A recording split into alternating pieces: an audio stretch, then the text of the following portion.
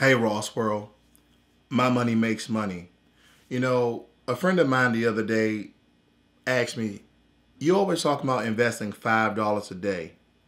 What is a good method of me starting to do that?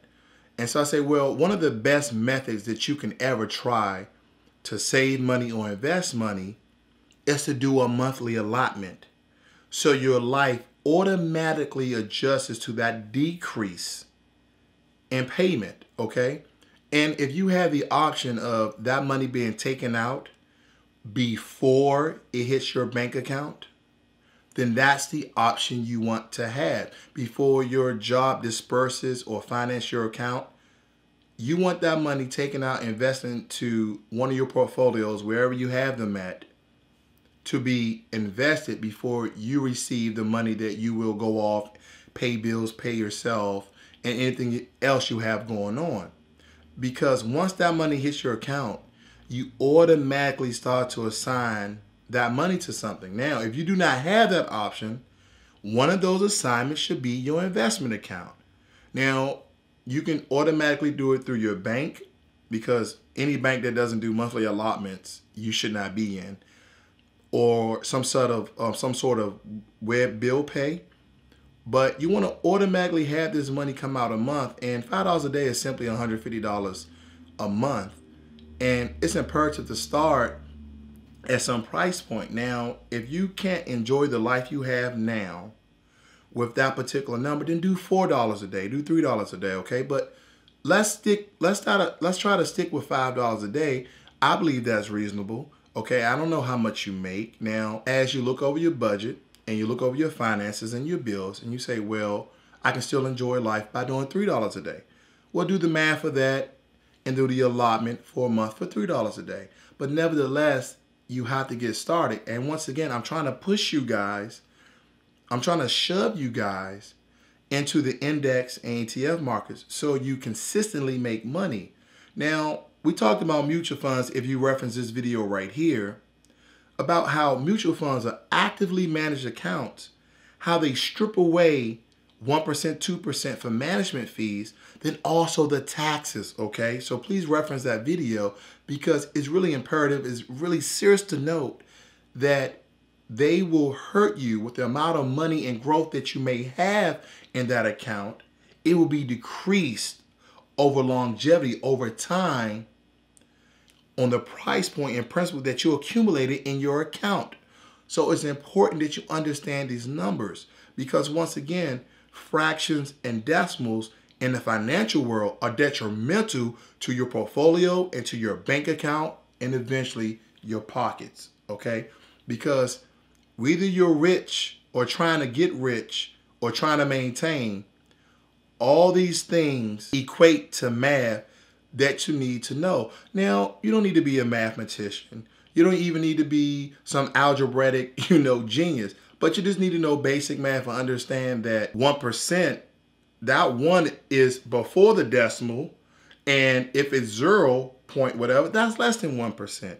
And that's quite frankly easy enough. So somebody charging you 1% of what you have accumulated over a certain amount of time, plus the taxes and other fees that may be associated with that, according to another account like index funds at 0 point something, that's easy math.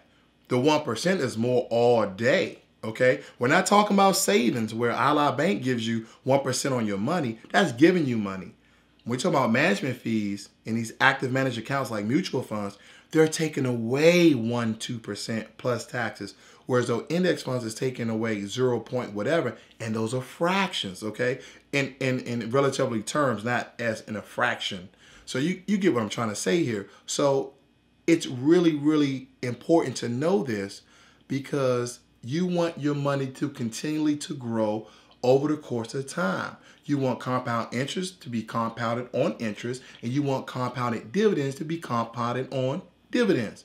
So all of these mean something to your financial portfolio. So start off small, but whether it be invest or save, understand what's associated with your account. This is a very easy method of simply setting a monthly allotment that will set you up for your entire life, especially when it's time to retire. And I just want to throw this out once again. When you want to travel to Europe, to Australia, to Africa, to South America, wherever it may be, start saving now. Don't just say, oh, I want to go, and you throw everything on your credit card. Pump your brakes, shorty, because that is the wrong answer, okay? That is the wrong answer. Do not decide to go on a trip this year that you have not yet saved for, that you have no investments to cash in for, and you shouldn't cash in those investments. Let me point that out.